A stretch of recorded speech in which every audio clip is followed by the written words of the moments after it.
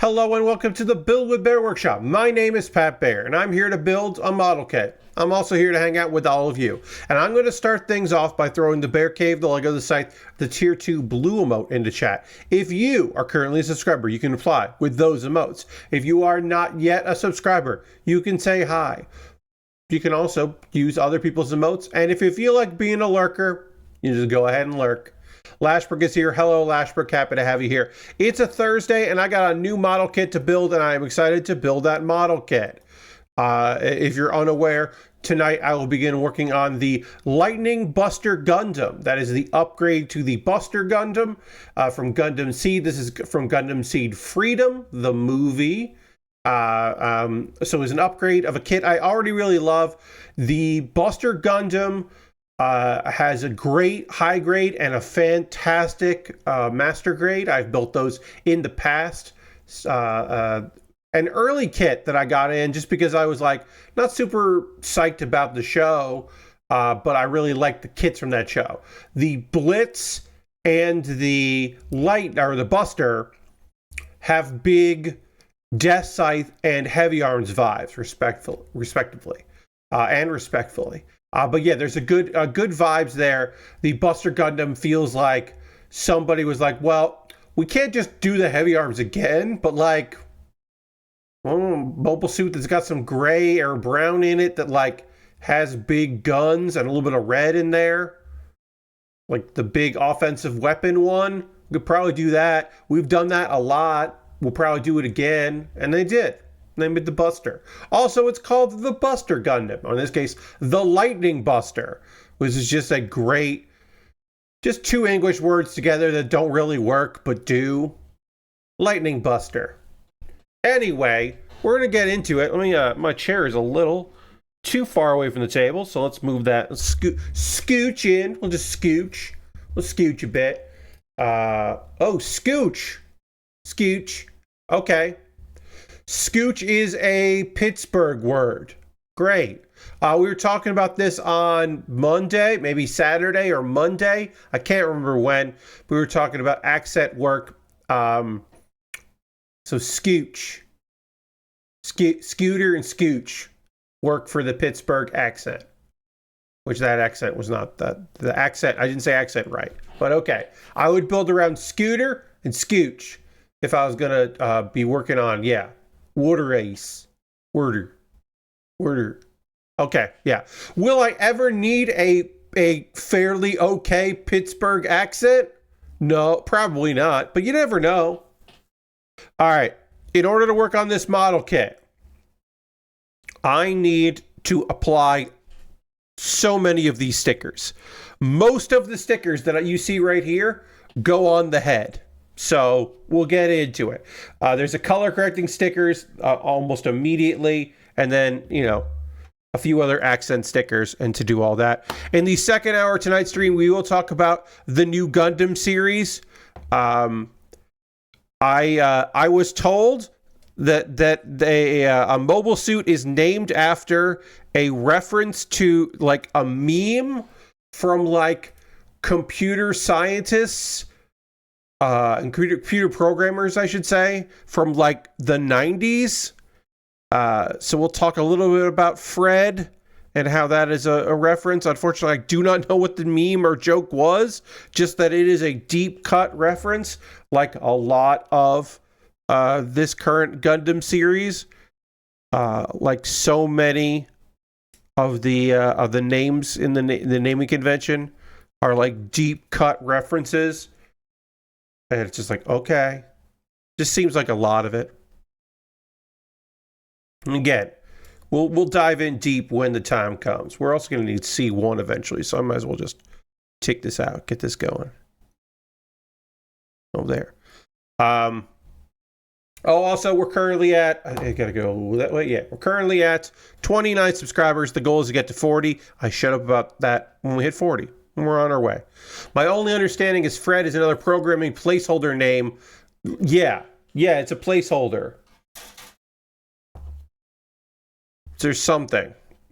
But it also, it is a programming placeholder name, but also it has some, apparently Fred from Scooby-Doo is some sort of programmer's like in joke because of using. That's why Fred is there, is because it is a Scooby-Doo reference.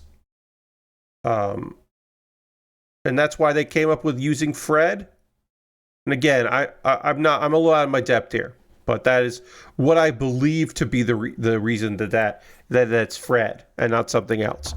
All right, so we got the face here. This is the front face, and there are going to be 2 stickers that go on the front face, and these are color correcting stickers. They're going to match with a actual piece of plastic. Stickers 4 and 5. So we start with sticker 4. Now, how this is going to work is it's going to go on here and bend. These are not super tiny, but they're tiny enough to be a little annoying. Basically, yeah. This is a holdover from the original. Now, this is a new tooling of this kit. I should say, this is not just the last rendition of the Buster Gundam with some new parts. This is a new printing and a new plastic printing molding of this kit, which is phenomenal because there are no polycaps. Whereas the original Buster Gundam high grade definitely had polycaps. So unfortunately, they didn't fix the part where you need to use some color correcting stickers here and there. But they did do a new batch of this and redesigned it in a way that does not require polycaps, which is just very cool. When I ordered this kit, I was a little worried that this was going to be just the old kit I've already built before with like some new stuff. You know, slight changes and like some new tooling on that, but no. It is a new kit, which is neat. We're very lucky. All right, so I'm going to get into it. I'm going to take you through my Tuesday. Now, I'm a pretty, I could be pessimistic about some stuff. I consider myself a realist more than a pessimist, right? So I like to look at the bright side of things. I like to be optimistic about things. I like to go, okay, well, what can I learn from this? That, you know, those sorts of things. I like to say on that. I have pretty much nothing redeeming to say about Tuesday. Tuesday was one of the worst days I've had in a very long time. It was just it was a series of unfortunate events that all occurred to me or my family. So I'm going to talk about my Tuesday, and this is me venting a little bit, and we're just going to go with it. So, scroll back a little bit, a couple days. My dad notices, hey, there's a patch of grass that's really wet and it hadn't rained for a while. It's like, that's a bad sign. That's probably a pipe or something because it was near where the city has our water hookup, right? So it's either there's a leak on one of the pipes coming out from the city, and that could be one of two things. It could be the pipes that are coming into our house, or it could be the pipes that are going to our sprinkler system, because there's a separate shutoff. There's a shutoff for the water to the house, and then there's a shutoff for the sprinklers. So it could be one or the other. So we get somebody from the city to come by, the water company, on Tuesday. Does some tests, lets us know what's going on. There is a break in one of the line to our sprinkler system. So we turn that off. We have to get somebody to come in and find that leak and repair and rip up some of the probably rip up some of our front yard and make that repair. That's very frustrating, but it's like, okay, well, it is what it is, and we'll just make do. And it sucks, but that's the end of it. So again, this is not terrible. It's just truthful. This is just a thing that's happening, and we'll make do with it, and it's okay. It's like, all right. So I get an email from an opportunity a rejection from an opportunity. There was an opportunity being presented to me for something in this fall that I was very excited about. That is not happening. And I was like, oh, okay, you roll with it, right? It hadn't seemed like it was necessarily going to happen, so I didn't have too much time to think about the cool shit that was going to happen with this. It was mostly just like, here's an opportunity. Oh, actually, no, we're not doing that. It's like, okay, so a little bit of bad news, but nothing like life-shattering or life-altering or anything like that. Just like I said, a bit of bad news that I was like, all right. I gotta put eye stickers on. I was like, okay, fine. And then I'm doing a workout, and I go into the house. I'm riding my bike in my garage. I go back into the house here, use the bathroom. It's important for me to say that, use the bathroom, and I come back out, and I hear, even before I get into the garage, I hear a noise, and I don't know what this noise is. But it sounds like, the only thing I can say is it sounded like there was like a thunderstorm happening, like a downpour, like it was pouring rain, which it was not. Well, water was certainly pouring.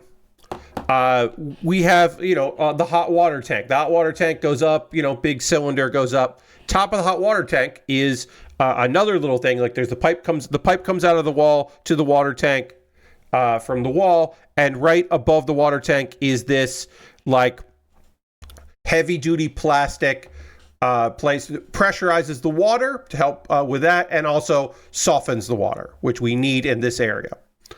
And there is a hole in that, and water is just shooting out of that and hitting the wall near the hot water heater, which is in the garage, and just hitting the wall and now pooling down at the floor. And then because the way the garage is, it's not fully flat for a reason, so that it runs off. It's running off towards the end of the garage into the driveway. So I immediately hit the emergency stopper. So the water is going into our hot water heater.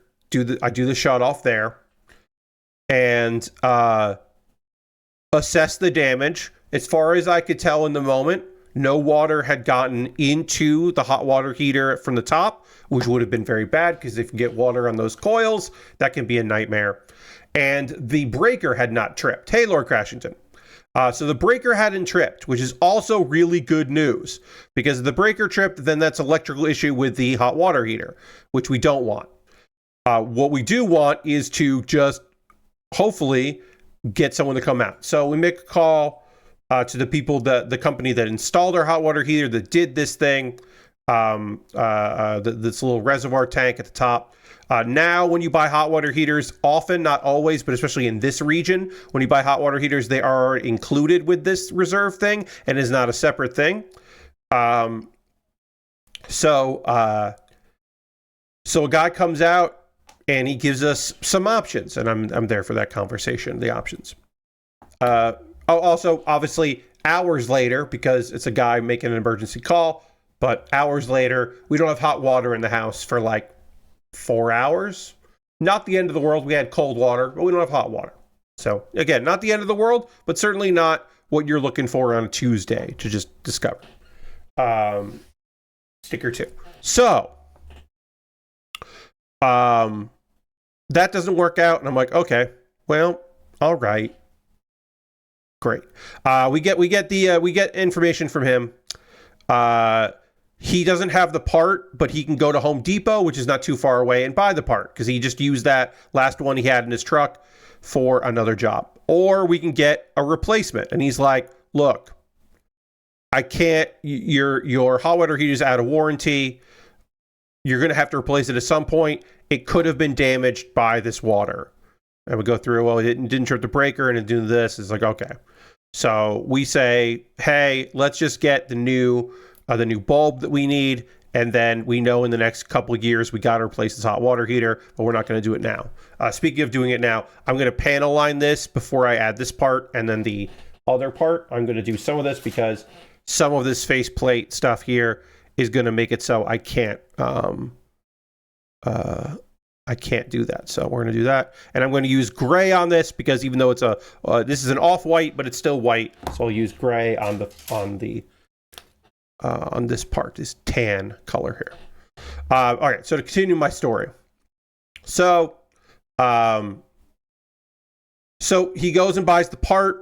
I start cooking dinner. My dad and I are having dinner. My mom's out. So I'm going to cook dinner. So I start cooking dinner. And he comes back. He starts doing it. Everything works out.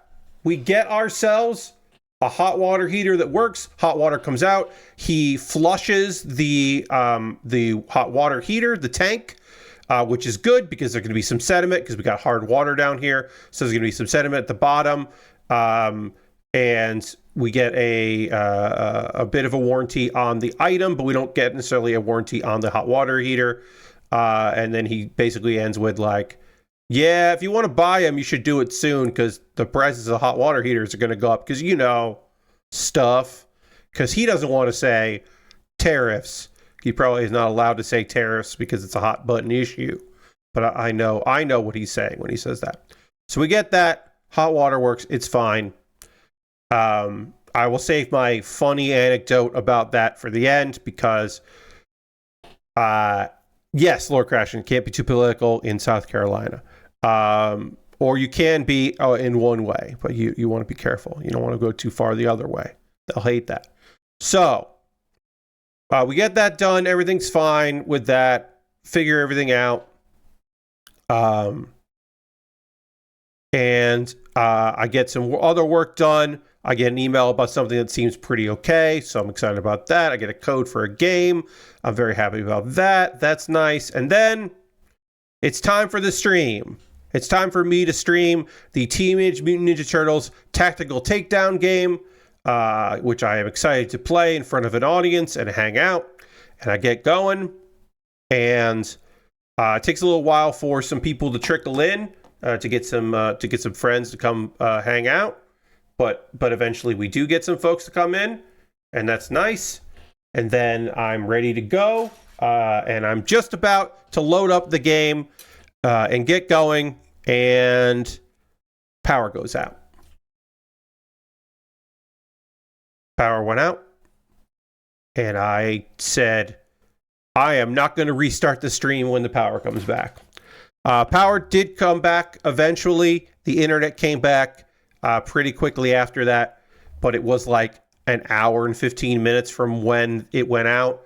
And in that time, I was like, this day is mildly cursed. I'm just feeling very cursed right now. And I do not want to go back to streaming like late because it was just a long, long day. And that's my Tuesday. Now, I will say, to end on a positive note, we'll flash back a little bit to when I was doing some stuff and cooking while our hot water heater was being worked on. At that point, the guy that was doing the work came into the house to get paid for the job, and came in and just goes, without missing a beat, just goes, oh yeah, so we're going to do this and that, and you got to sign this here, and you just, use your finger to do the symbol on there. It'll work. And then goes, you making kielbasa? And that was true. I was cooking up some kielbasa for my dad and I. And it was just very funny that, like, he just had the nose for it and immediately knew. And it was one of those things where I'm like, this is nothing. This is a nothing moment. But this day has been so bad already that I'm so happy that this person immediately could recognize via the smell immediately and understood what exactly I was cooking and that it was kielbasa. And I was just like, just from the scent. And I was like, all right, well, that's good. And again, hours before the internet and my computer, everything would be out because of the power, to have that moment, I was like, okay, well, I deserve this. I deserve this moment. This moment is nice. So that's my Tuesday. It was a bad day. It was a real rough one. I went to bed early because I was like, what if I go to bed, then it will be Wednesday when I wake up, and it won't be this day. Because this day fucking sucks. It really did. Really hurt my heart. Just a real rough day. Lots of, and again, to the fact that like we knew we had some kind of water issue, and then we had a separate water issue on the same day that were not connected in any way, shape, or form, but also happened that day. It's just like, fuck this. Fuck all of this. What is this? What is this? What even is this? Cannot begin to figure it out. I was just, I was real thrown off by my Tuesday. I think I showed up right before you ended the stream and was confused until I saw your post after that. Yeah, I was like literally saying, okay, you know what? Yeah, let's get the game going, because it had been like, I had been delayed, and I was like just about to start the game up, and I got cut off because everything just died. Like I was like psyching myself like, all right, now let's play this game, which I had like because I hadn't played it since the demo, and Tactical Takedown remembered that I had played the demo, so it was going to let me skip the demo. But I was like, I don't remember how to fucking play this game. It's been so long since I played the demo that I played through it on Tuesday, and I was all ready for it. So the plan is that that I will play it at some point in June. When in June, I don't know.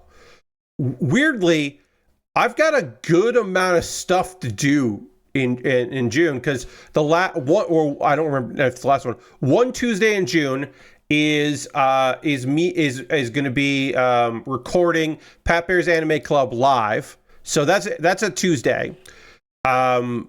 Next week we've got the very last free stuff for Power Wash Simulator. The last thing before Power Wash Simulator 2 is coming, is out today. The Muckingham files, the latest Muckingham files and the last Muckingham files are out. So I am going to look at that. That's next Tuesday. I've got that. Was there something else that we were going to look at next month? I can't remember. Oh, yeah.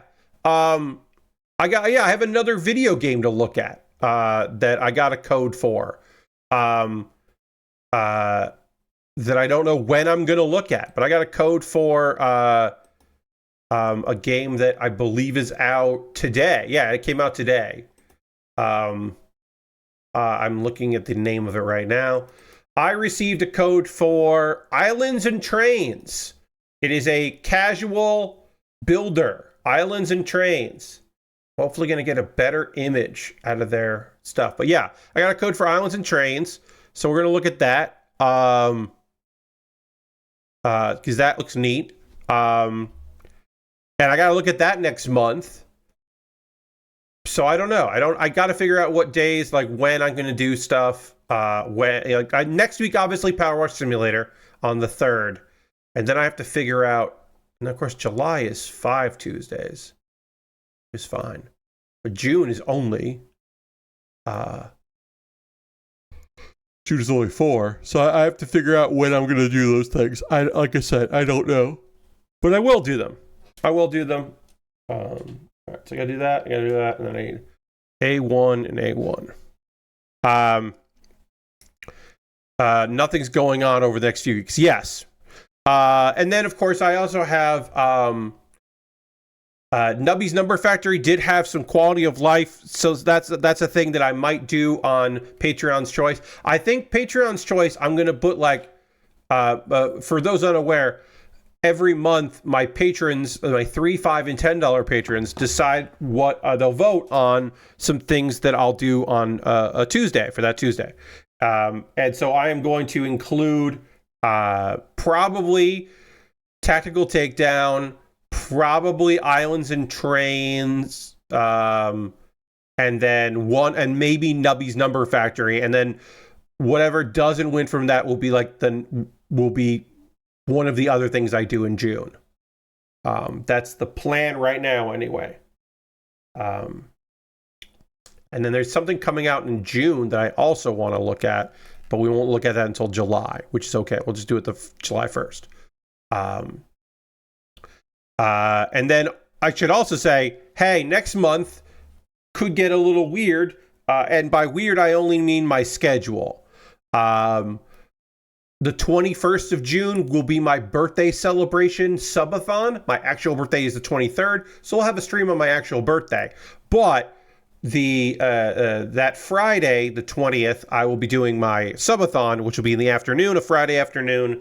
Pat, are you doing a Friday afternoon because you would like Jeff Gerstmann to raid you after his Friday NES ranking stream so that you have a bunch of people in there and you increase the chance that you will get your subscriptions goals hit? Yes. Blatantly yes. The reason why I do subathons on a Friday afternoon is so that Jeff may or may not raid, and it increases my chances of hitting my goals if he does. Because there are people who are like me, but aren't around on streaming when I normally stream. Or they will see the fact that if I hit 90 subscribers, then I will drink a combination of Monster Energy drink and Monster Energy and milk, Monster Milk, and they will probably, the Goo Crew will probably be interested in seeing that happen because they are. That's something that they would vibe with. And then, so I won't be streaming on June 21st because I'll be doing a stream on the 20th. And then the following weekend is Plastic Model Weekender. And I assume that I am going to be taking part in it. And I don't know when, but I will sometime in that weekend, that Thursday, or either that Thursday or Saturday, I won't stream because I will be doing a stream on their channel. So if it's like, I'll probably take that Saturday off. So I might be taking 2 Saturdays off in a row, but one of those Saturdays I'll be streaming like on another channel if I get a Saturday night or something. But basically, what I don't want to do is my normal stream on Thursday, some other stream, and then a stream on Saturday, and just add those 2 hours in. I'm not going to do that because it's just bad for me and the streams. So, I'm not doing any talk. Every once in a while, people ask me like, "Oh, are you going to be streaming that?" I'm not going to do a talk over for any of the summer game stuff. That's just not my style. To do that, the only watch-alongs we've ever done are the Anime Awards when those still were in a time zone that I could watch it live, which they have not been for quite a while. I'm not saying that there isn't exist the possibility of me never doing that, but I don't plan to do that. I'd much rather just be a mod for like Jeff's streams or something and not do the other stuff. That's kind of how I feel about it. But of course, we'll talk about it next week. Like next Thursday, we'll talk about summer game stuff. That'll be the Thursday thing we really dive into. And as they happen. And I'll try to watch some of the other things happening around it, or at the very least, like look at some of the trailers for those things to give you some information about that. So that we can have conversation about those things and get hyped about stuff and make fun of the nonsense and all that. But yeah, that June has a few things happening. I won't have coverage of the Switch 2 other than to tell you the Switch 2 is out when it's out. Like that's not a thing. I don't think that's what people come to me for. I'm pretty sure people do occasionally come here for the hot takes, but the hot takes are often like anime related and video game related, but often not the hottest momentary things of like, oh, well, here's what I think of this piece of hardware. Like, yeah, if you're coming to Pat Baer's Anime Club to hear about the latest and greatest hardware review stuff. You were mistaken. So I believe that Jeff is seeing stuff. He will be live streaming in his house the Summer Game Fest talk, the live stream, because he is in the Los Angeles area. He's in the greater Los Angeles area. But I do not expect him. He's not going to be there live. He's rather live stream it, but he will be going to some events, because you also have to remember, even if it is in his backyard, he has 3 kids. So I think he's going to some, he has meetings booked.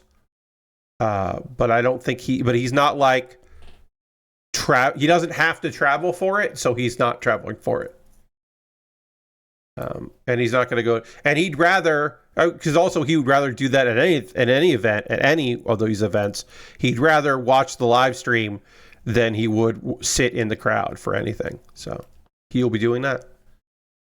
At least if his kids don't bring home the sickness again. Yes, there always exists the possibility that Jeff Gerstmann will not be able to attend meetings because he has come down with something, or all his kids have come down with something, or his wife has come down with something via the kids. Any of those scenarios are always in play and always a possibility, because you never fucking know. All right, that locks in like that. Ooh, all right. I'm getting a handle of this kit, figuring this thing out. Rocks back, pop in there, and then, oops. That's supposed to click. It says the word click, and I didn't hear it click though. I got to hear the click.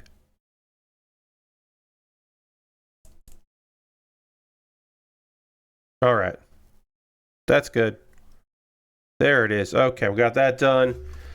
Now we got to do the front of this thing, and then we do the backpack and the shoulders. No stickers on the chest, but we'll get what we need here. We need D and E. Click, click, boom, indeed. Gaming news stuff. We got some gaming news to talk about here. Some good things, some not so good things.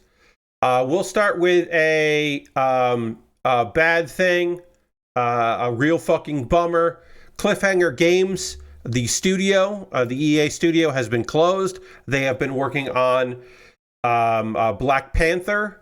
There were a lot of layoffs at EA not that long ago. These are tough times out there. EA, this is their second big studio working on an IP where they were just like, actually, no. And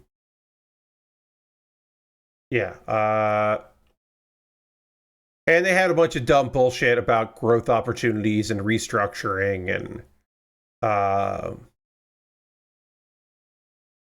in January, you may remember they did a bunch of buyouts of people's contracts, or what is called the soft layoffs. They also canceled a bunch of they didn't renew a bunch of contracts that normally they would renew, which is another way to lower headcount, and just in general have been, pulling this fucking shit and doing this fucking bullshit. The move was to sharpen our focus and put our creative energy behind the most significant growth opportunities.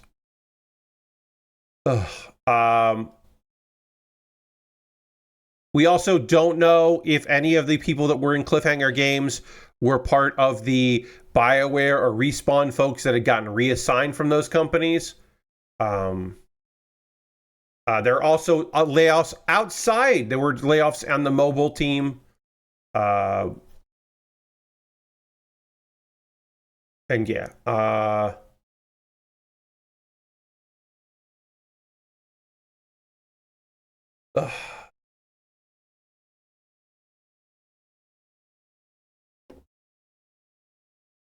Just sucks. It just really sucks. I don't have anything witty to say here.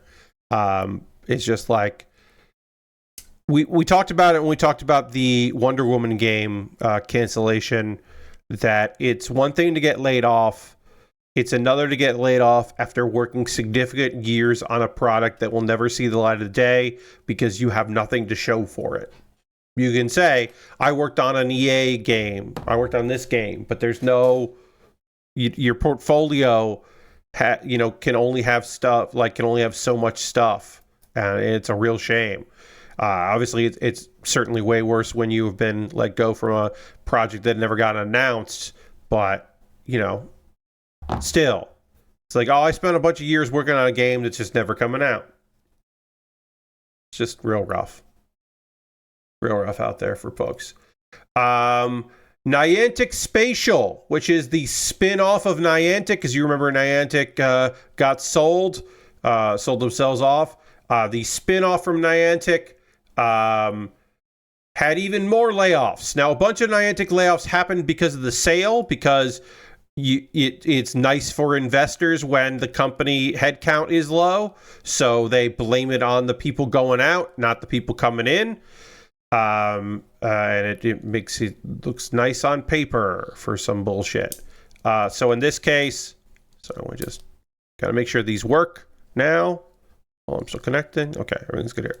All right, now we gotta do a couple little pieces here, and then we can panel line this while I talk about this bullshit. B1, 24, and 26. We're in B for the first time. 24 and 26. 24 is on this side. So yeah. That, and I should say, that's just 5 employees laid off at Niantic Spatial. But they laid off 68 workers when they sold. The game business got sold to Scopely, which is owned by the Saudi Arabia, the Prince of Saudi Arabia, and the Saudi Arabia Fund. But yeah, but those layoffs were the people that were supposed to be moving off to lower the headcount, as I said. And now Niantic Spatial is working on like some kind of weird tech. They're pivoting towards the geospatial AI market, which sounds fucking awful.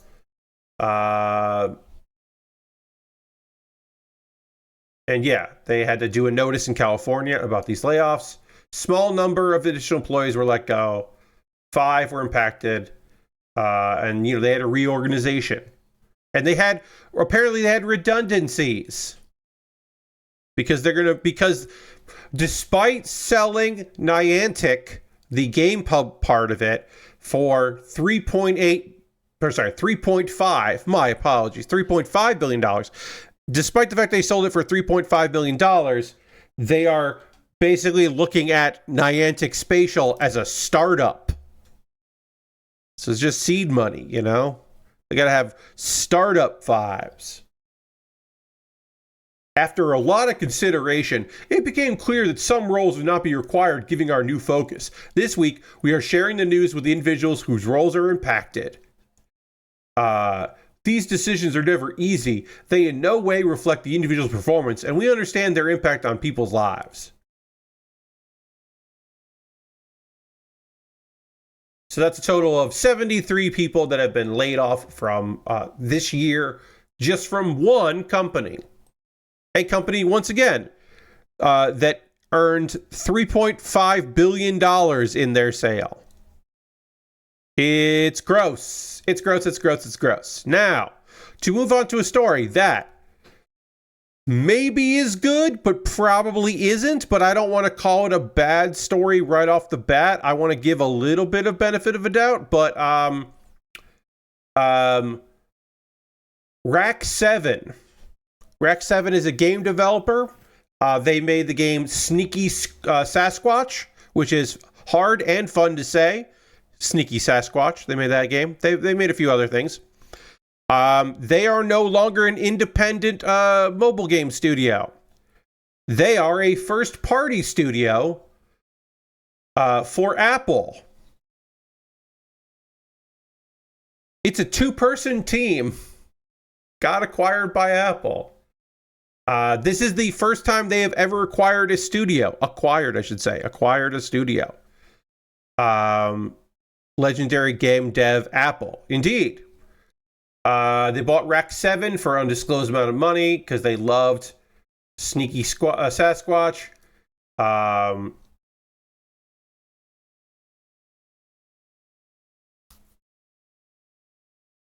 this could be to bolster Apple Arcade. There were a lot of insiders and people who make stuff thinking that Apple Arcade was on the outs. This may be a way to, like, well, if we buy devs and we buy studios, then they can make games for that, which feels like a thing you do right before you launch Apple Arcade, but I don't know.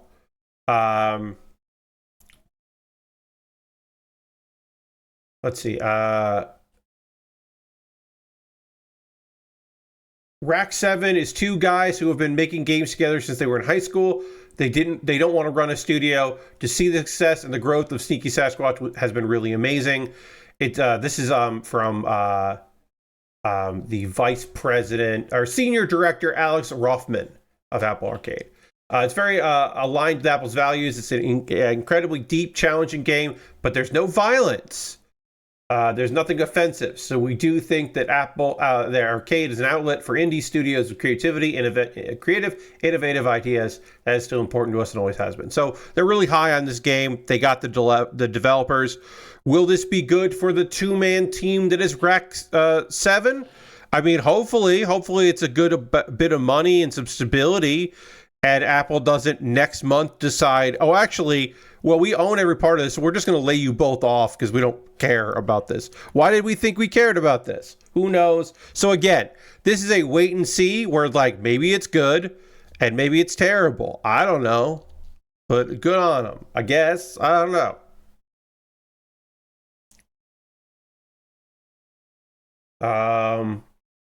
Let's see. Good on them getting some Apple money. Yeah, I mean, hopefully that works out good for them and they can do some work and have some stability, and hope that's going good for them. I don't know, but all right, we'll put the head on our chest here. Our chest is done, so we can move on to the arms. We already did the head and the chest. It's now arm day. We're going to work on our arms here. And we can do a lot of this at the same time, which is real good. So we need C and we need A. But yeah, our arms are mostly symmetrical. So we can do a lot of this at the same time. It's good. Let's see.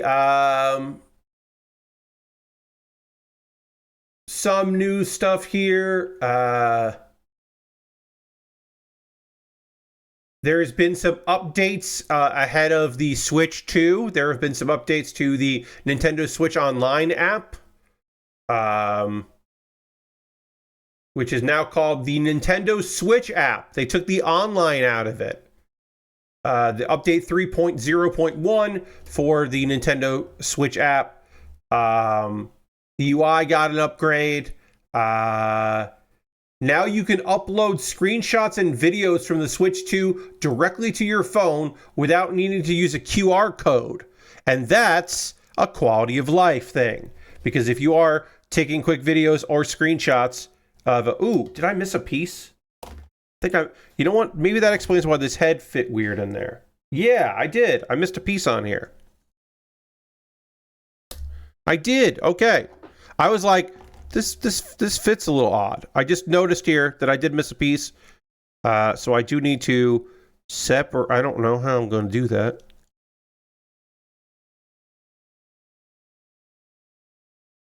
See, sometimes you think, you know, I think I know everything. I think I know exactly how this kit fits together. And then I run into an issue like this. I need B25.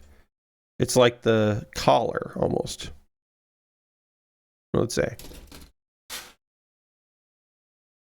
I'm glad I caught this, but yeah. I was looking at it, I'm like, there's a little bit of a dead space there, and that's weird. And it's this piece here. Now, can I get this piece in there? All right, so this has to come off. I might be able to get the back. The back might come off easier than the front, so I'm going to try to get the back off. And then that should allow me to then get the front off. I'm not sure. But yeah, so there's some updates to the app. You can add friends via the app instead of having to use your Switch to add friends, which just sounds good. You can set the Switch 2 to audibly upload up to 100 screenshots and videos to the app. And then, yeah, you can download from your phone for 30 days. And you don't have to have Nintendo Online in order to use these features. So if you just, you have your Switch and 2 and you want to use those features, you just can, which is nice. But apparently this is all Switch 2 stuff. So if you just have an old Switch, that these things will not benefit your old Switch. Your old busted ass Switch. Don't think you can just use it for that. This is all new Switch shit, baby. All right, so I'm trying to take this piece off here without breaking anything. So I'm trying to be slow and steady because I fucked up. But hopefully we'll get this done here. So yeah, I'm trying to separate the back from the front here. It's so weird that it's coming out in a week already. Yeah, considering there were like so long where it was a thing that everybody knew about, but like, Nintendo wasn't talking about it, and then it's coming out. I love people who are just like, Nintendo is doing this intentionally to hurt Jeff Keighley. And it's like, what? Are you fucking high? What are you talking about? They don't care. They don't care about Summer Game Fest. They don't care about, they wouldn't have cared if they put it out at the same time as E3. Gamers gotta recognize, Nintendo does not care about your gaming shit. I got an email from Best Buy saying to double check payment options and whatnot before launch, so I'm ready for the midnight launch. Hell yeah, Lord Crashington. Glad to hear it. All right, so I got this little piece in that I need to get in. We'll panel line it in a second. I'm glad I noticed this when I did. That was not that difficult once I got this off. But again, I had to be very slow about all of this. I had to be slow and steady because there were a lot of parts that could have gotten easily fucked up if I had not been slow and steady with it. So I'm glad I took my time. Now we can just do this. Do a little panel lining. Yeah, and that looks a lot cleaner and a lot better. This makes a lot more sense now. The only people affected by that Switch 2 launch date and Summer Game Fest are people going to Summer Game Fest, which is basically nothing. Yeah, I mean, look, the people who are like, oh, fuck, I'm going to get mine delivered and I have to make sure someone's home so that my Switch 2 doesn't end up on my porch. Like, those people are negatively affected by this. And that is understandable. The people that are like, okay, well, I'm going to be in LA for Summer Game Fest when the Switch 2 launches. So, The negative is that more people are thinking about games as a big showcase is about to happen. Yeah, I guess so. I mean, it's one of those things where I'm just like, the thing about the Switch is the thing about Nintendo, which is they operate outside of traditional gaming conventions because they're their own fucking thing. And like, it's not a problem. Like, yes, if you only get your Switch news from the same people who are covering Summer Game Fest, then you will not get a ton of information because those people will be busy with Summer Game Fest. But also, like, I get it. Like, I don't know what you need to know. Like, because a lot of people are not getting that, their stuff that far in advance, you're not going to get, like, reviews of the games that are coming out on launch day from everywhere. Some people will have that stuff because they had good deals and things like that. But, yeah. It's like, and especially if it seems like there is a day one patch so that people who have a Switch 2 from nefarious means just aren't able to use it for anything. It seems like. So, there's some stories like that. I didn't end up digging those up because I don't particularly care about like some group being like, yeah, we're not scared of some group being like, we're not scared of Nintendo. And it was like, oh, okay, you just haven't been around for a while. All right. Because they'll get you put in jail. Not saying good or bad, just saying. Nintendo will fuck up your life if you're fucking with them. They think you're fucking with them. They will not hold back. Let's see. I mean, yeah. So some people are like, what's this thing about Nintendo? Like, a thing that people have to remember is game publishers and hate negative press, and they will withhold in an attempt to punish you for being negative about the stuff that you are covering. And the only recourse and action you have is waiting for the PR teams to shuffle and move around, and which they will.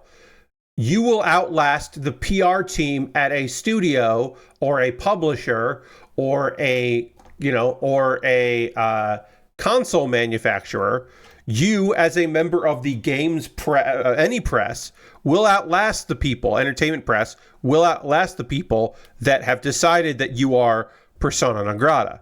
And that is their choice. They can, they don't have to give you access or codes or things in advance. You can just go out on your own and buy them because you said some negative stuff about whatever.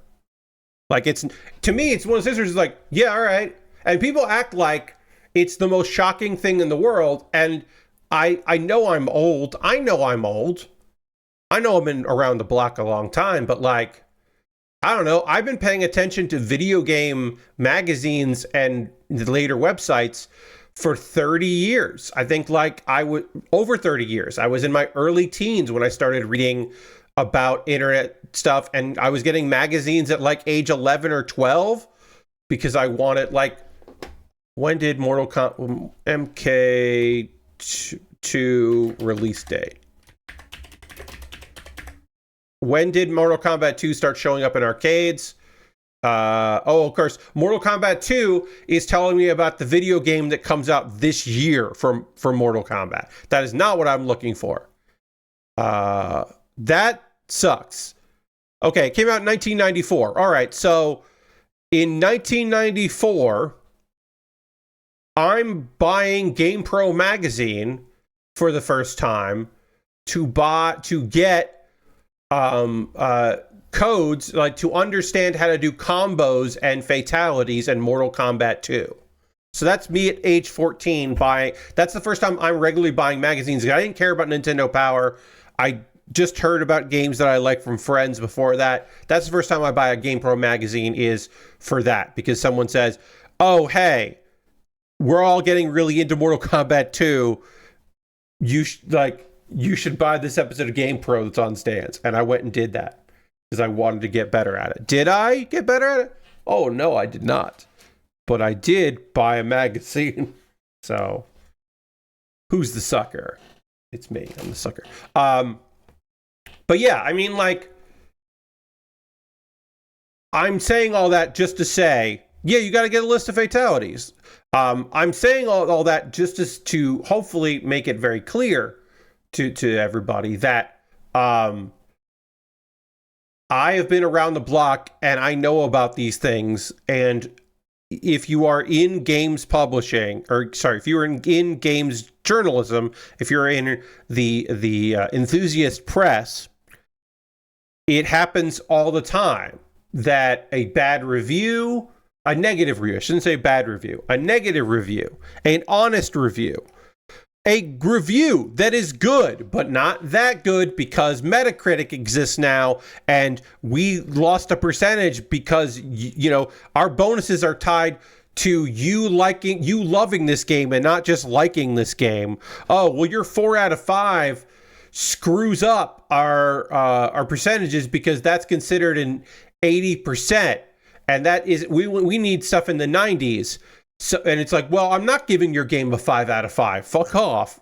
It's not a 5 out of 5. It's 4 out of 5. And all this shit happens. And then the head of a studio who lives in a bubble and no one ever says anything to them is just well, this website doesn't get our game coverage anymore.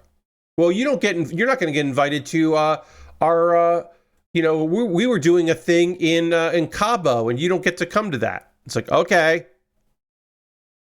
We're not going to blink. We won't blink on that because you don't blink on that. You just go and say, hey, you get a freelancer like if you are a little shady, you want to be a little shady about it, what you do is you hire a freelancer who has access to a code because they got a code for something, or they got that through their own, and you hire that freelancer to write your review, or you just buy the game day of.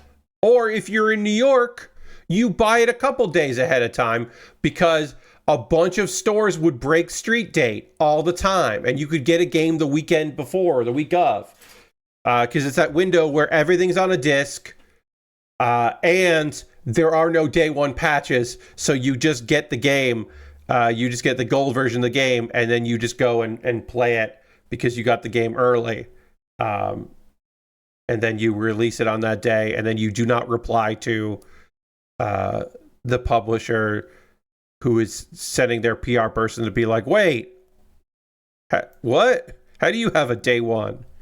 And you just do that. And eventually people leave, or they move, or someone who likes you and you have a fine enough relationship with moves into a position in that company and goes, well, we really should be buying banner ads at Polygon, and like, oh yeah, I guess they said something like that. Like, well,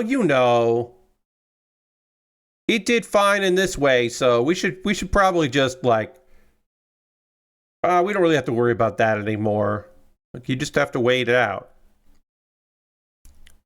If a company gets mad, a company gets mad. They won't be mad forever.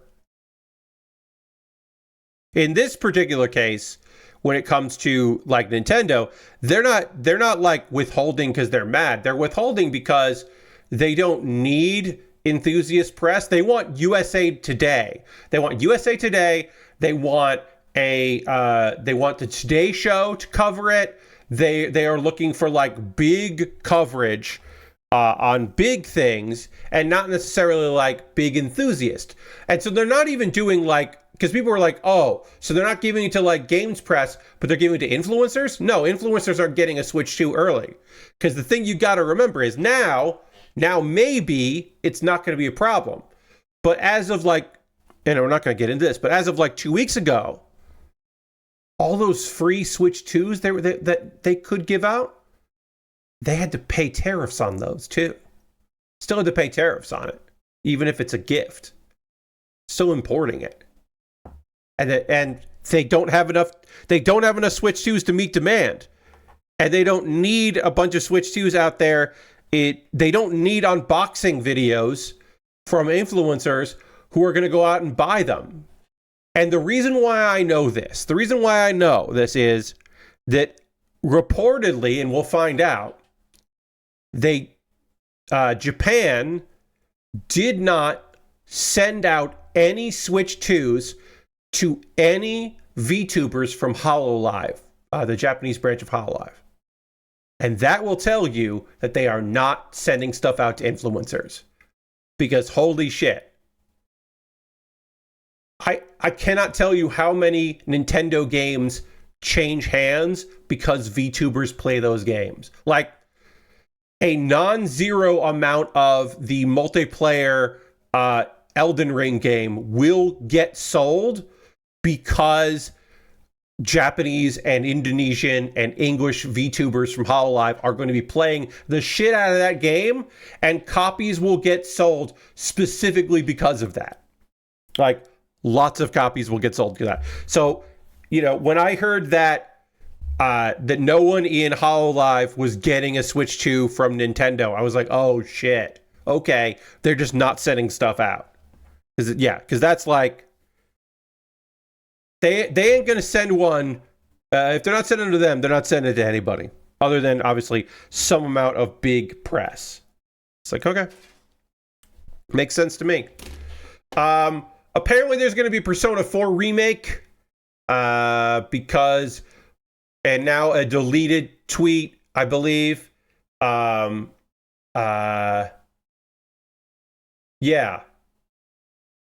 voice actor on Blue Sky was like, yeah, they don't want me to do it. I will not be returning as Yosuke for the Persona 4 remake. I asked, maybe I even begged, but they don't want me to come back. And why, you ask? Why would they not want him back? Well, I'm going to say because he didn't do the dub for the anime, and they're probably just going to get the Persona 4 Golden anime voice actors to come back. Because that is probably what's going to happen. Also, Persona 4 remake has not been announced. I don't know who was asking him, hey, are you going to be the Persona 4 remake? But like they haven't announced they're making one of those. So apparently, maybe the reason why they don't want him back is because they're not doing it. But it sounds like they probably are. And they're just doing different voice actors.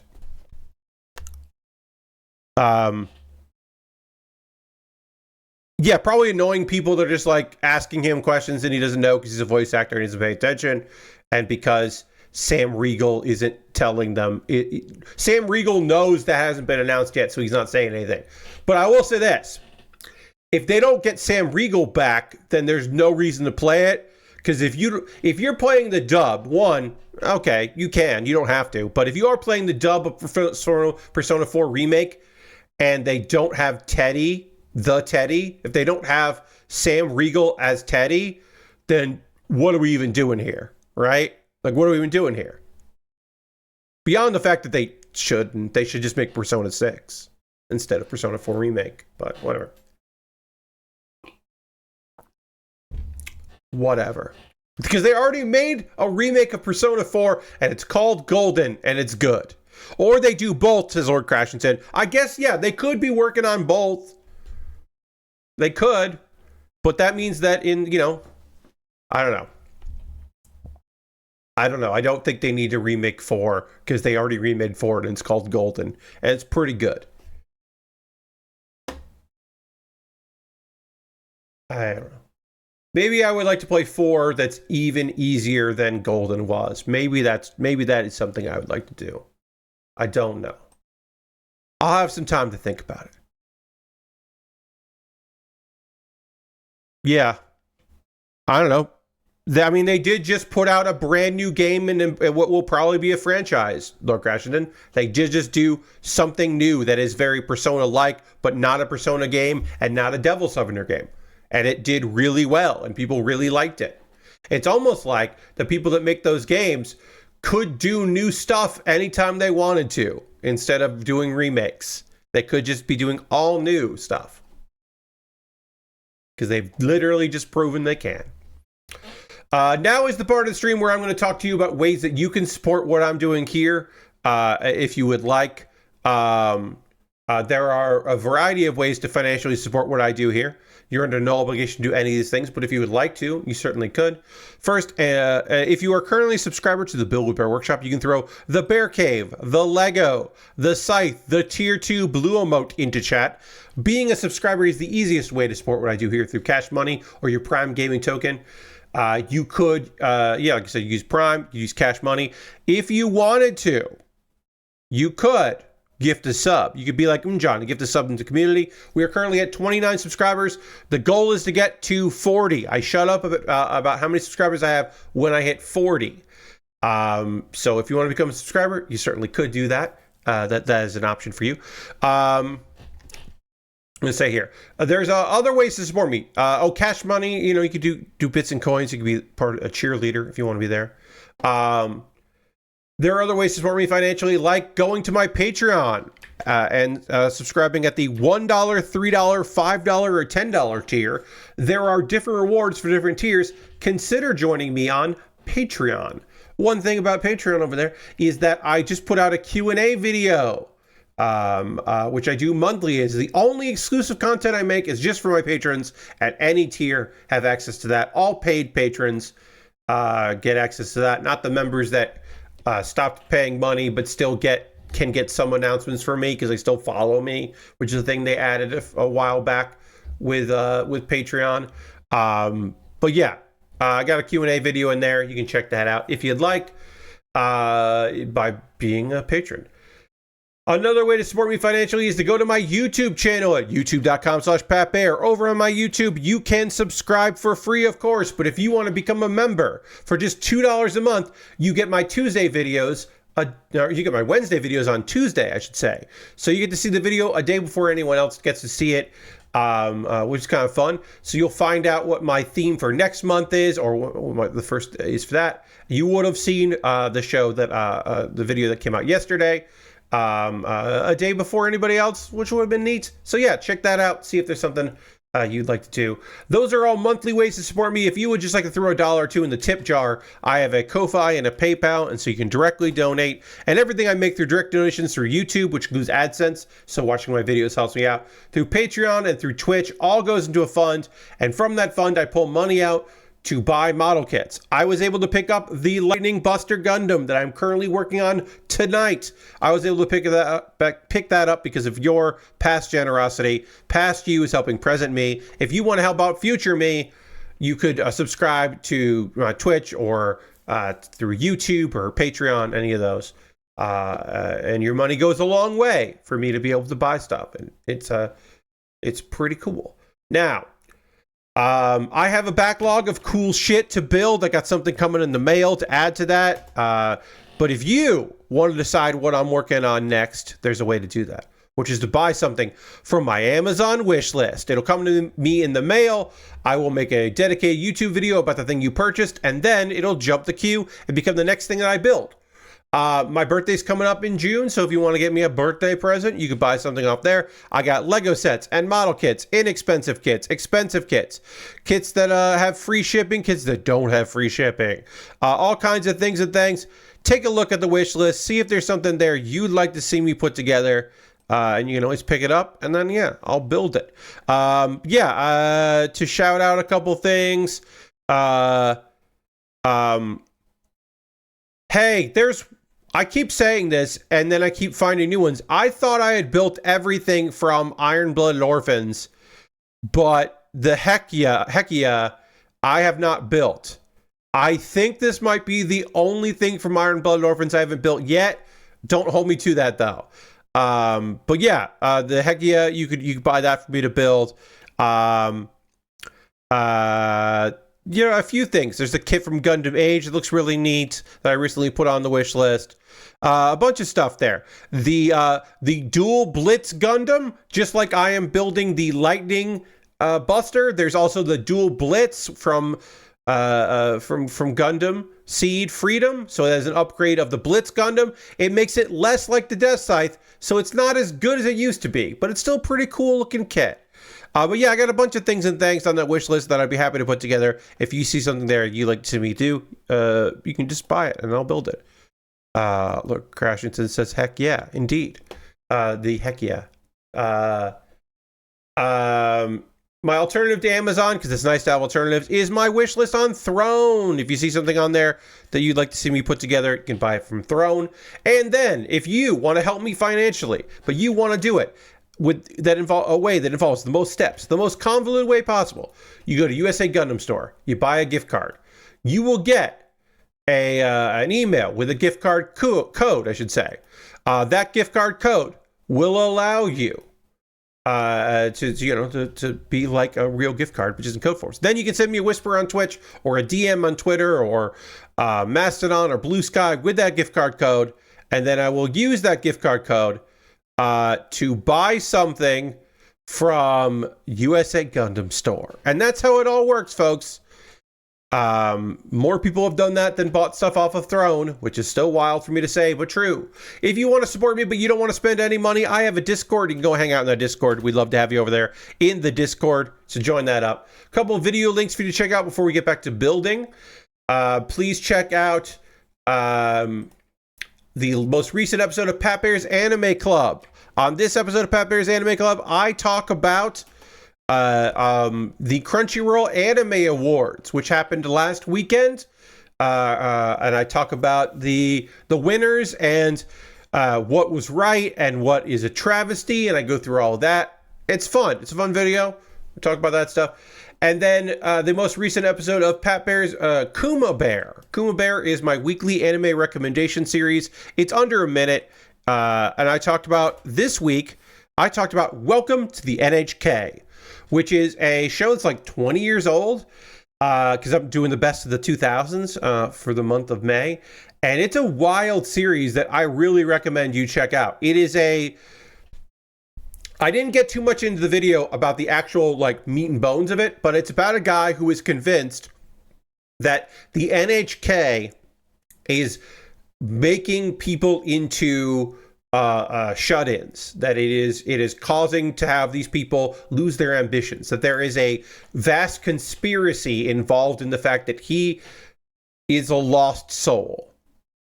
And it's an exploration of sadness and the lengths we go to convince ourselves that we're not the cause for it, that there's something else beyond us.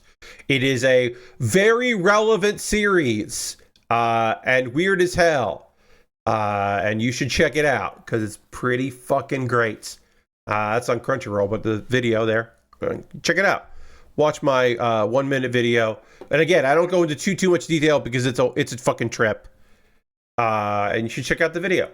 All right, I'm going to talk about some anime that I watched, and we'll talk about some gaming things as well. And to do all that, we do need to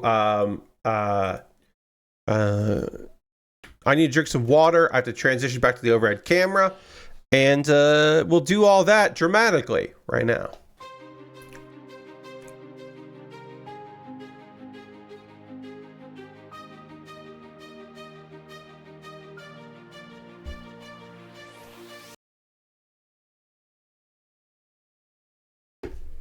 All right. I didn't do the so you didn't know if that was good water or not. So I had to do that. Okay. Let's talk about this episode of Mobile Suit Gundam. A lot of fucking names and locations and places got thrown out of here. A lot of terminology. We did see a cool mobile suit, so don't get me wrong. We did see the G-Fred. That's capital G, capital F, lowercase R-E, capital D, the G-Fred. We did get to see that. And we had some intrigue, and we had a straight up murder via Psycho-Kamu system, which is bizarre. But anyway, sometime in the past, hey, we knew that Char disappeared. Apparently, he disappeared in a Zeknova, which is the name for the weird phenomenon that happens that also is the reason why in what was it, episode 6 that people disappeared? Yeah, I think that was episode 5 or 6. I can't remember. But in a previous episode, a bunch of Suji got disappeared. So basically Char was gonna kill Kycilia in the past, and then got caught up in this explosion, or the Solomon got engulfed by the Zeknova, and someone codenamed Rose of Sharon vanished. Rose of Sharon vanished. Now, who could that be? Who is the Rose of Sharon? But they vanished. So we don't know, but we do know. But we do know. In the present, Neon is still with Xavier, and because they want to use Neon in the future here. Don't forget the part where Char could see time. Yeah, you know what, Lashberg? I didn't forget that. I don't know what the fuck that means. I don't know what any of this means. As far as I can tell, Zeknovas, which is the Zeknova thing, which is a capital Z Zeknova, apparently. Something with the Psycho-Kamu makes a thing that is only existing and only people in that state can see happen in reality, which is and there's a bunch of fucking particles. And I don't fucking know. I don't know what any of this shit is or happens here. But yeah, Char can see through time now, I guess. I don't know. Anyway, we meet Miguel. Miguel went to school with Javier, and also we meet the Gundam G-Fred. Um, and Kycilia and Garen are having an arms race this whole time. Hey, we find out that the G-Fred might be fucking cursed or haunted or some shit because pilots keep dying. Test pilots for it just keep dying.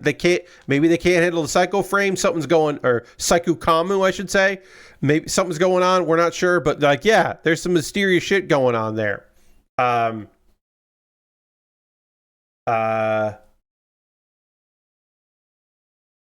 So later, she meets up with Miguel and realizes, like, oh shit, Miguel killed all these pilots. Miguel is a fucking spy. Hey folks, we got ourselves a fucking spy on our hands. Got a goddamn spy out here. Cause he's just like,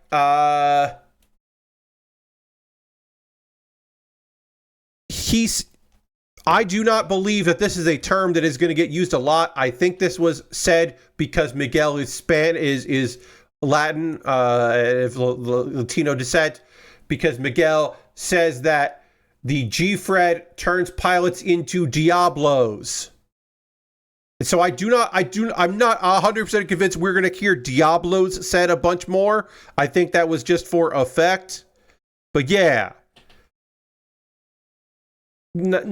Demons, whatever.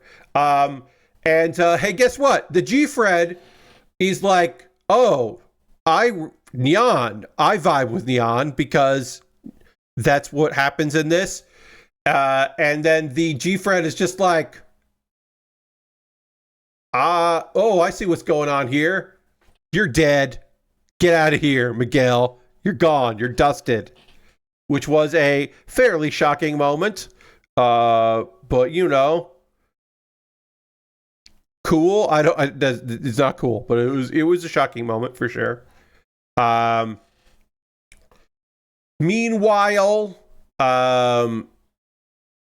Cycilia finds out what happened there, and the plan is they want to train Neon, because they want to replicate the Zeknova, and they think that that will help out their plans if they can. Neon is the key to their plans of getting another Zeknova done. Neon learns about the Quux' escape to Earth, and then we meet some characters that I don't know if they're in Zeta or not. We meet an engineer that is talking about the rapid development of the Yomangatho and the G-Fred, and then they get on a flight to go to Granada. And I think we'll learn more about them in the future. So yeah, a lot of shit happened here. G-Fred looks pretty okay. I think looks pretty cool. I don't think I like this Gundam series. That may have been coming off in my descriptions of the episodes. I'm pretty sure I don't really like this show. I think I think the fight choreography is good. I think it is visually impressive. But I just still do not like just about any of the mobile suit designs. I think almost all of the mobile suit designs are busy as shit and are going a little too, like, they're not even going Evangelion. A couple of the characters, but a lot of the mobile suit designs are just going Darling in the Frax, and I'm like, no. So I don't know. I'm not like, oh shit, the new episode just dropped. And that is surprising to me. I was kind of surprised that I wasn't like, oh shit, I got to see this new episode. Like, do I want to build the mobile suits for it? Of course I do. I build model kits and Lego sets. Like, I'm gonna build it. Like, I'm gonna build the kits that, eventually. I'm gonna do it. I don't know when, but I will build them. But yeah, I'm just not like, It's not must see, and I'm surprised about that. But that's I'm living my truth, and my truth is I'm not like particularly bothered about it. And I don't want to say, oh, well, it's not Witcher Mercury, so no sale, because that's not what I'm saying.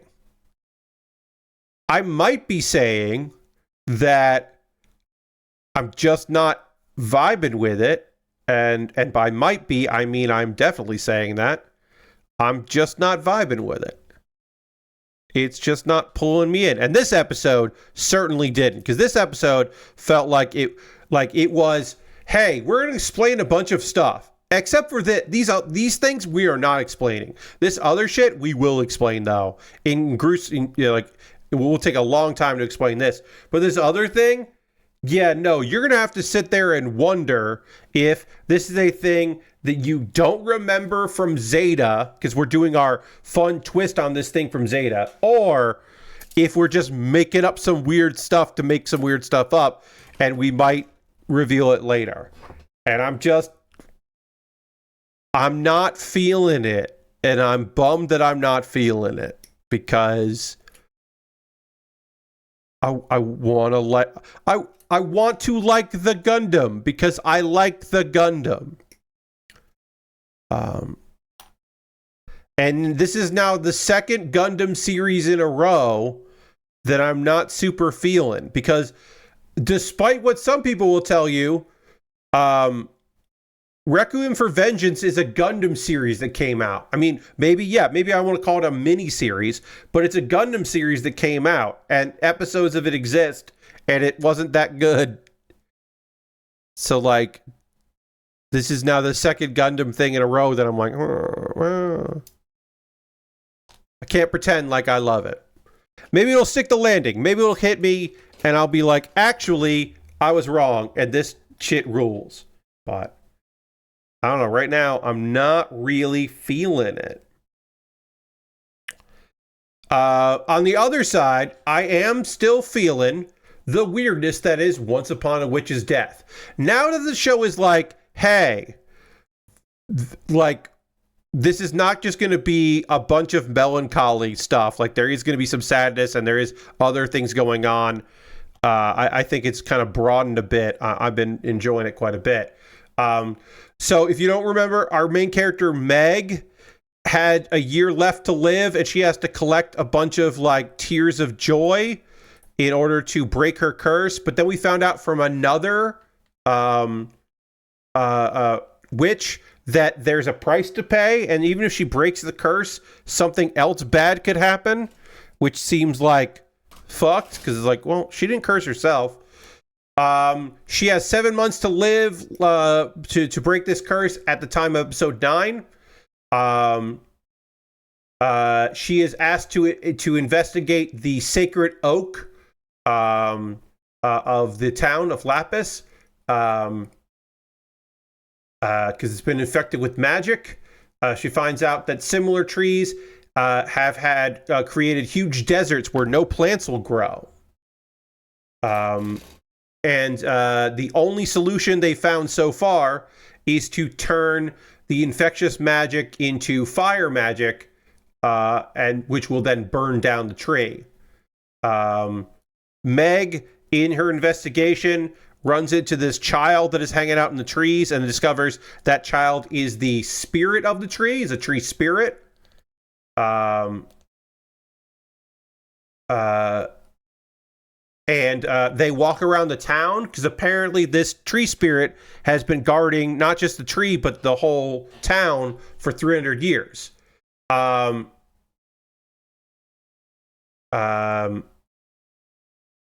Meg gives the spirit, because the spirit does not have a name, Meg gives the spirit a name. She goes with the name Serena.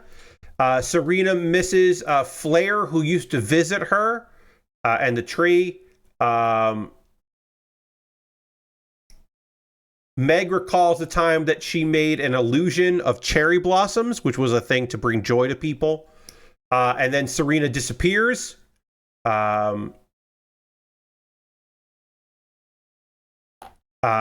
And she's trying to find Serena because if the tree gets burned down before the spirit gets released, then the spirit will never be able to be reborn. As another tree, she finds Serena, and but Serena has already mutated because of the infectious magic. She's already mutated into a monster, and the tree is going crazy. Meg wants to save Serena, but her leg gets broken, and this is like, we're ramping up the tension here. This has gotten fairly intense. But yeah, the tree breaks her leg.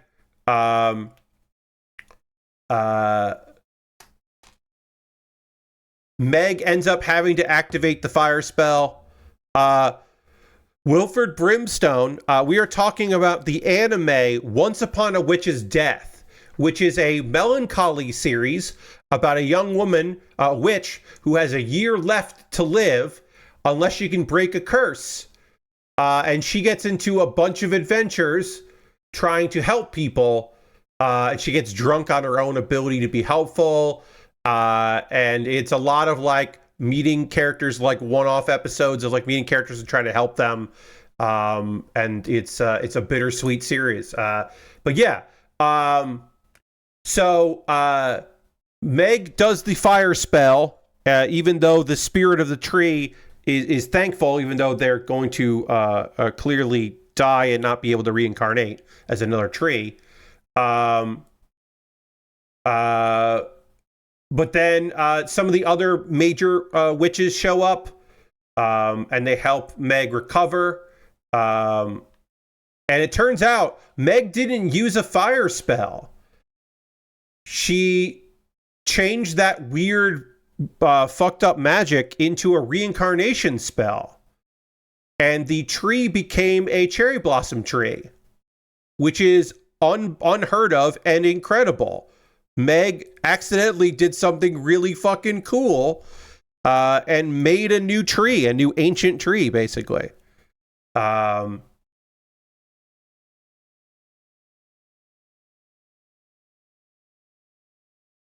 But Faust is like, look, Faust is the one of the greatest mages. She's like, this is awesome. You did a very good thing. But also, get ready, because people are going to want to use this spell to help save the ecosystem, because they currently, unfortunately, while this girl is trying to be like, focus on breaking her curse and saving her own life, there's a whole thing where like the spirit realm and the earth realm are in imbalance, and they've been working on trying to save that. Is it a metaphor for global warming and climate change? Perhaps it is, but whatever, it's in the background. But they're like, well, we're probably going to need you to help with that. So get prepared for that inevitability, which is like, oh, shit, all right. So yeah, a cool tree got helped by our girl. That was the episode. I did think originally that this show was just going to be a girl trying to do good in the world so that she doesn't die. And it's been more than that. There have been a lot of interpersonal stuff. There's been like characters that come back. We had the previous episode had a whole thing about devil worshippers, and it was like really fucking intense and fucking sad. And so it's just like, oh, okay, there's a lot more going on. I did originally describe Once Upon a Witch's Death as being one of the girls doing things anime, because that's what it seemed like it was going to be. It is not that. I'm glad I didn't describe it as a girls doing things show, because it very much is not purely that. It's not cutesy, but it is pretty fucking rad. That's going to be the next. They won't be this coming Monday, but the following Monday, the next episode of Pat Bear's Anime Club will be me talking about all of the different, very cool girls doing things shows. Because that is, we had a nice resurgence this season of that. It's been a while since we had them. We got them back. Let's see. I've been killing slimes for 300 years and maxed out my level season 2. There is a 6-episode OVA for Curious Recoil. That is a Girls Doing Things. There's a ninja and assassin under one roof. Mono, the Anne Shirley, which is the reimagining of Anne of Green Gables. That is a slice of life, but a bunch of girls, so that counts. Zatsutabi, that's Journey. Food for the Soul. My Bashi Witches. Prince Session Orchestra, which I don't know if is like that. I don't believe that there's that's airing anywhere. There was a 4 episode thing that was a the show about the girls who are horses. There's a spin-off of that. There's a lot of it, so I'll talk about those. The Girls Doing Things, and that's just what people on any chart are categorizing as Girls Doing Things, because I feel like there are a couple other ones. Like, to me, Rock is a Lady's Modesty is a Girls Doing Things show, because they're doing music. It's just that also it's a little bit of a drama, and a lot of people say that Girls Doing Things shows have to be slice of life, and they have to be cute girls doing cute things, which I think is bullshit. Because to me, Rock is a Lady's Modesty completely fits into the Girls Doing Things category, because it is girls forming a band. It's a bit more of a drama. But to me, that counts. So I'm going to include that. But yeah, there's a lot of Girls Doing Things this season, and we haven't had those in a while. So we're eating well, if that is a sub-genre that you enjoy. We also have a bunch of overpowered main character shows this season, isekai and non-isekais. A friend of mine was saying that a mutual is really into the Swordmaster, the Backwater Swordmaster anime, because apparently the sword stances are all very accurate. And so this friend of a friend is watching it with a critical eye as a person obsessed with sword fighting and sword stances. Apparently, they get it right. Later episodes involve magic, and he's less enthused about that. But the pure sword fighting stuff, he was really psyched about. I was like, okay, it's good to know. That's not what I come to for that show. That show is just for the old guy. And by old, I mean my age guy who's just like, oh, I'm washed up. And his pupils are all incredibly talented. And they're all like, no, you're great, though. All right, so we're going to work on the right arm, and then we'll work on the left arm. So we'll start with the right arm here. We'll get that together. We got to start by building out the shoulder, and then we got to build the hand out here, or the arm. Yeah, the hand. So we'll build the shoulder up first. Obviously, we were working with stuff that was symmetrical, but now we're working on the parts that are not symmetrical, which makes sense. Now is the part of the stream where I want to hear from you. What are you up to? What are you into? What are you working on? You playing any games? You watching any anime? You get into anything this weekend? Or getting up to anything this weekend you want to tell me about? I love hearing from you about those things and things, so please let me know. Lord Crashington wants me to hit the dance button. I will. Thank you, Lord Crashington, for using your channel points for the dance button. We only have today and Saturday stream for this song, and then we'll have a new one for Monday. So here we go. Thank you for using your channel points for this.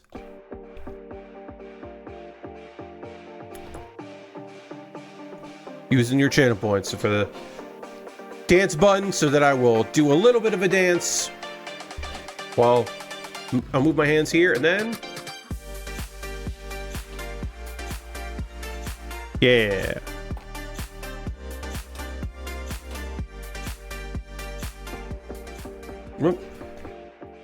I went to, for some reason I double clicked it, so it started up again. It was fading out and then also fading in. I was like, no, I don't need this to do both those things.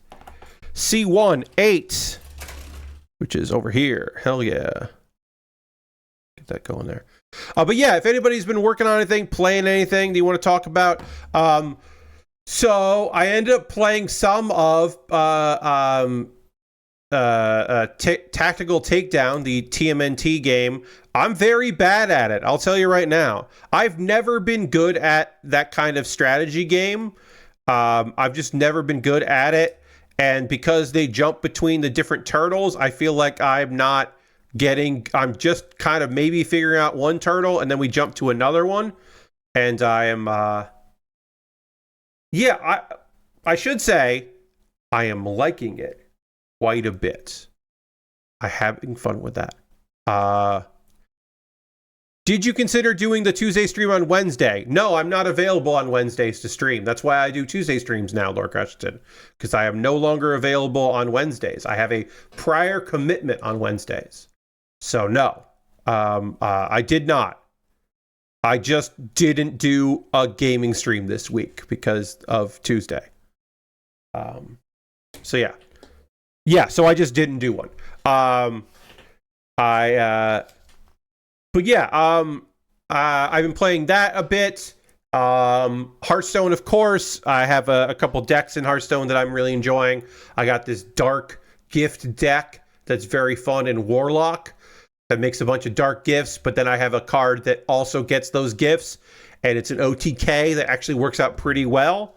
Do I win a lot with that deck? No. Do I win a lot with any deck? Also, no. All right, I need E2 12. Got a little clear piece here. So yeah, I've been playing that. This weekend, I have a one shot to do in D&D with some friends, so I'm going to be doing that. I am running this session with some friends, so I'm doing prep work from that. Hopefully that will all work out. But yeah, I've been digging that so far. Doing some prep work for that one shot which I am running, which takes place at a casino, and it is a bank heist at the casino, or casino heist, I guess you should say. But we're running that.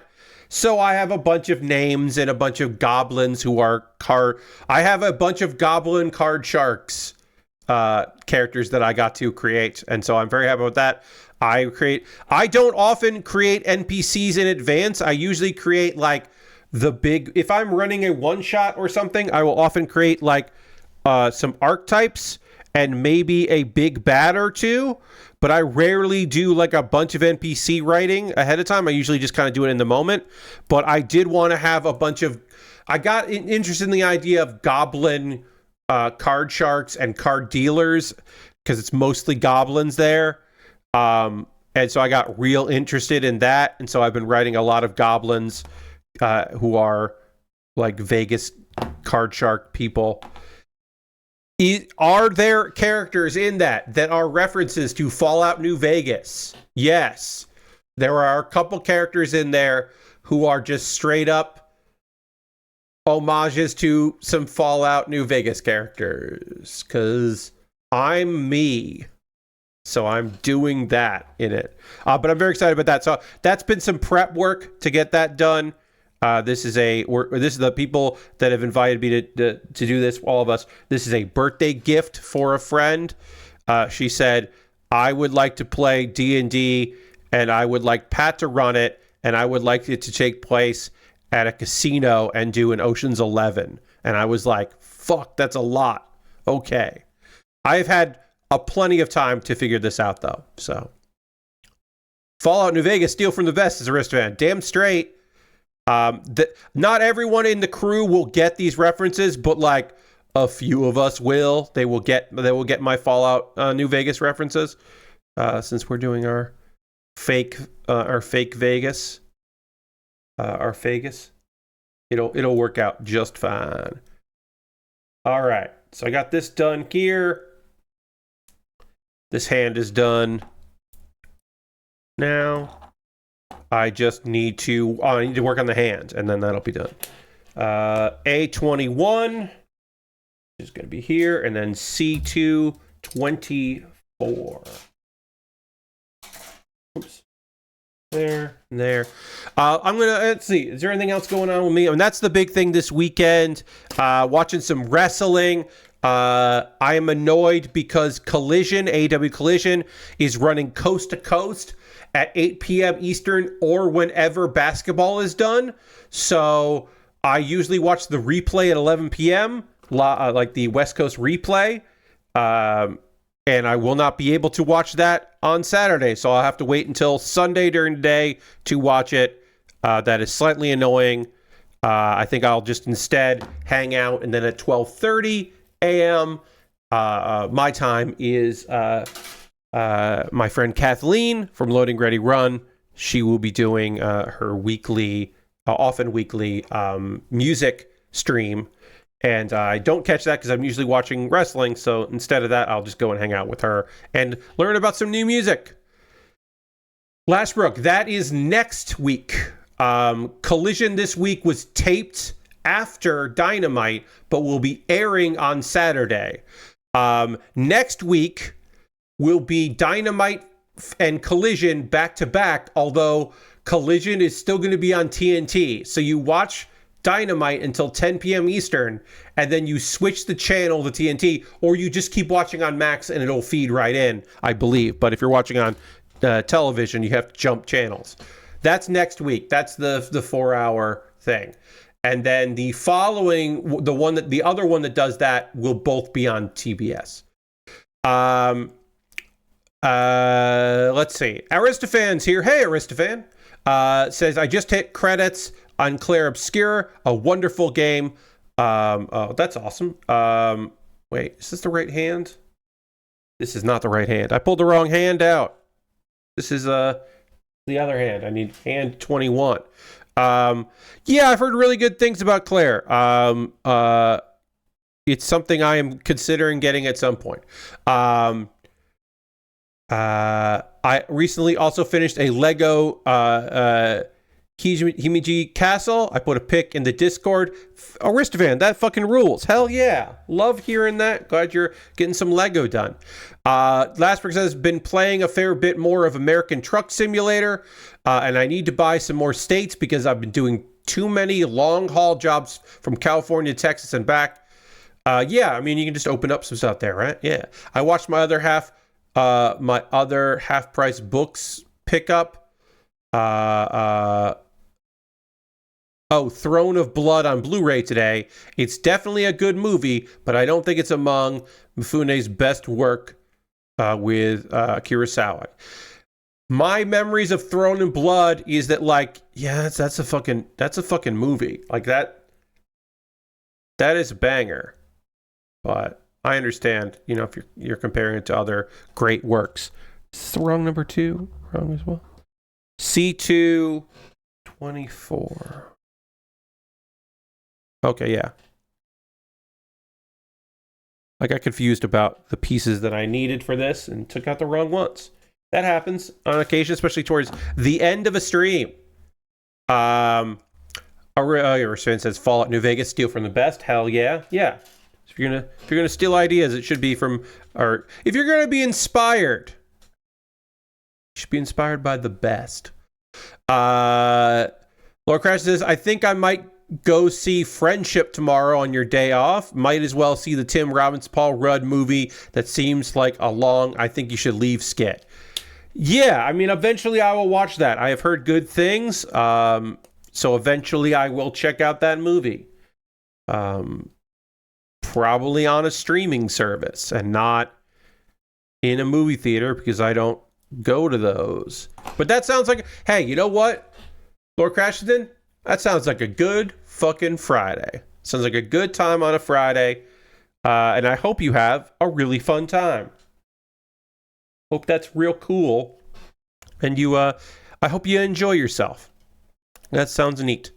But yeah, there's some weirdness with NBA and all kinds of things. So no